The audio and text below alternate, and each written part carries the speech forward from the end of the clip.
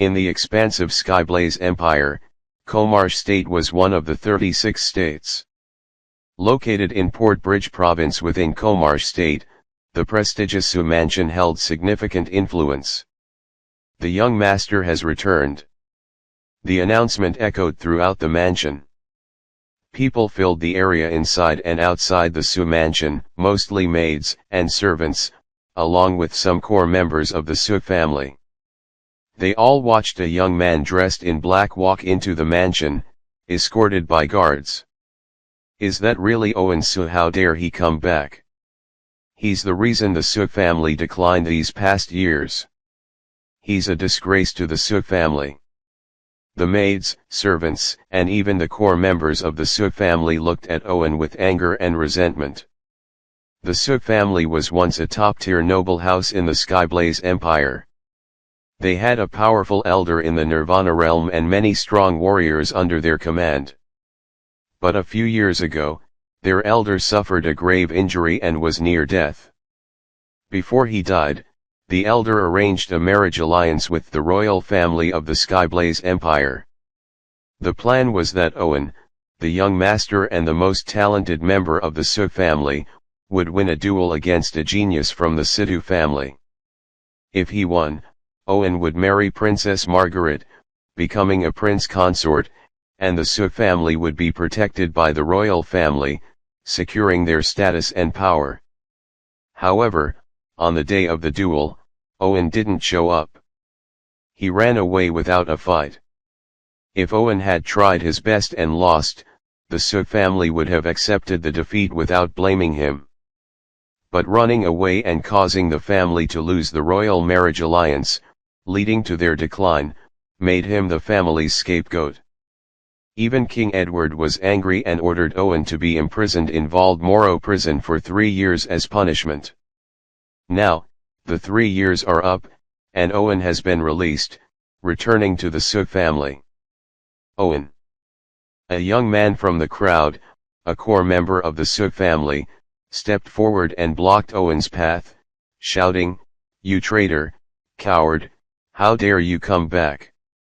James Su. Owen recognized the person blocking him. James was his cousin, 2 years younger. James once looked up to Owen, following him everywhere, but now, Mr. James, the head of the family, has ordered that no one should stop Mr. Owen from returning home, the guard escorting Owen said coldly. James gritted his teeth, glared at Owen with hatred, then turned and left with a snort. The guards led Owen to a quiet courtyard in the mansion. "Mr. Owen, this is the courtyard the head of the family has arranged for you. He also said that unless you have something important, it's best not to leave this courtyard," the guard informed.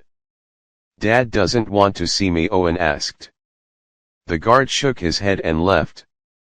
Owen stood there, clenching his fists so tightly that his nails dug into his palms. "Even my dad can't forgive me," he thought bitterly. But he understood that running away was a disgrace, and causing the Su family's decline made it even worse. No one knew that his running away wasn't due to cowardice, but because he had no other choice. His bloodline had awakened the day before the duel, catching him completely off guard. In this martial world, strength is respected. But besides regular warriors, some people have special powers called Awakers, who control a unique force called bloodline power. Awakers are born with exceptional talent, but they are no different from ordinary people before their bloodline awakens. The awakening can happen unexpectedly, causing intense pain and commotion.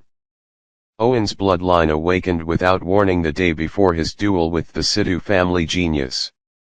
The pain was unbearable, and the awakening process was dramatic, forcing him to flee into the wilderness and bury himself in the sand, struggling in agony for 3 days and nights.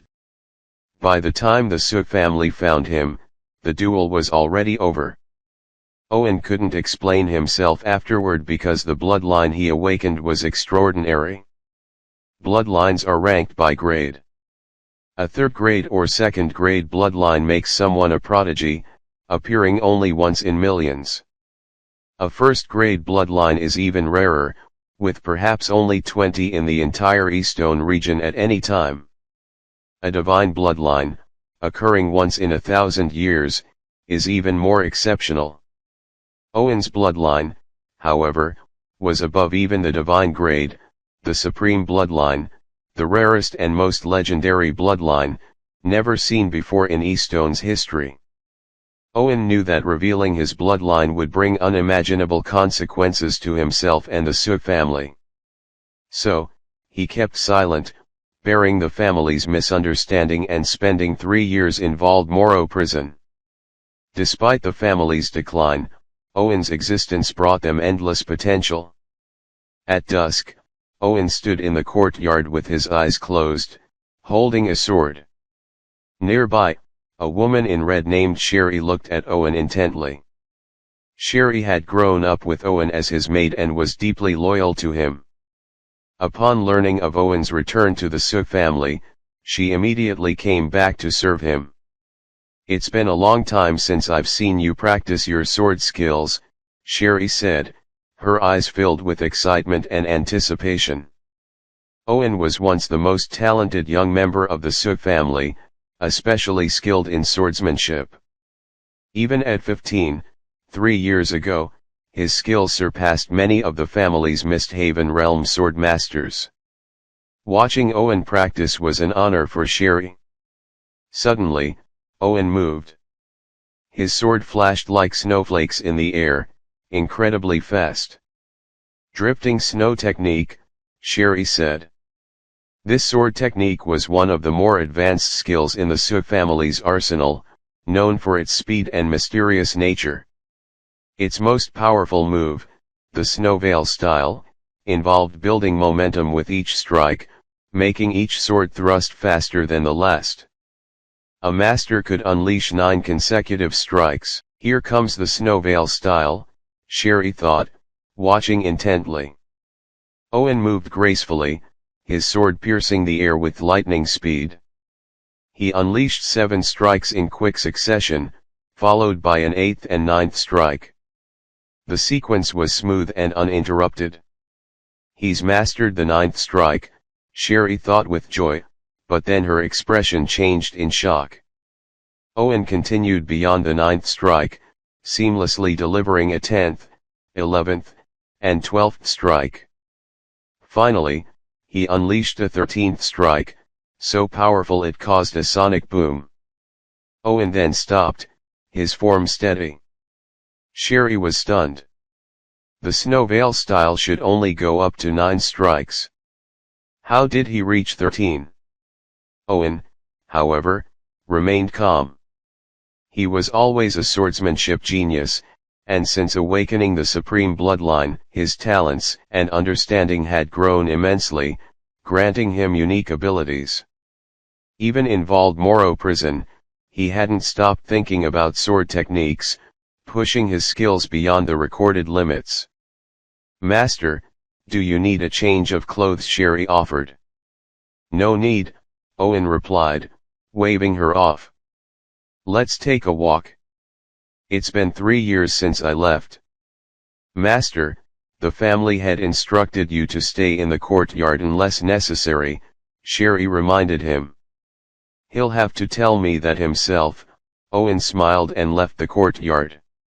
As Owen walked through the Sioux mansion, he noticed the oppressive atmosphere.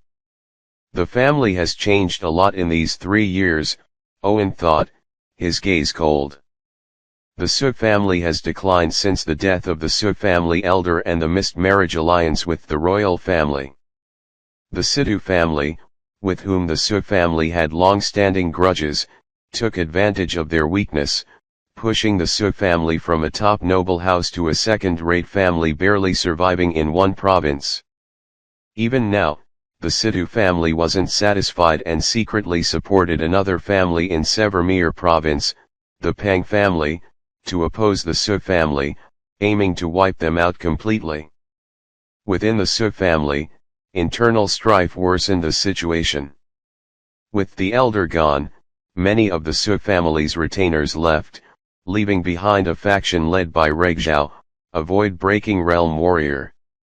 This faction, independent from the Su family, competed for resources and power, threatening to take over completely. What's this? Owen arrived at a training ground where a crowd was gathered, watching two people sparring. One voice taunted, "James Su, just because you've broken through doesn't mean you can beat me." What a joke. Owen recognized the voice and looked closer. One of the fighters was James, the young man who had confronted him earlier.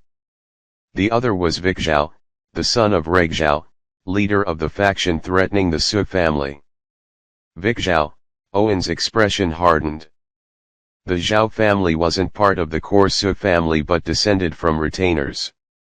Vic was the younger son of Regzhao, whose faction had become a scourge within the Su family. For the Su family to rise again, the first obstacle I must remove is the Zhao family, Owen thought, his eyes cold and determined. Owen knew that the Su family's downfall was partly due to him. But he was determined to lead them back to greatness, to become the top family in the Skyblaze Empire and all of Eastone. The Zhao family would be the first stepping stone on his path to redemption. Reading fascinating English novels every day.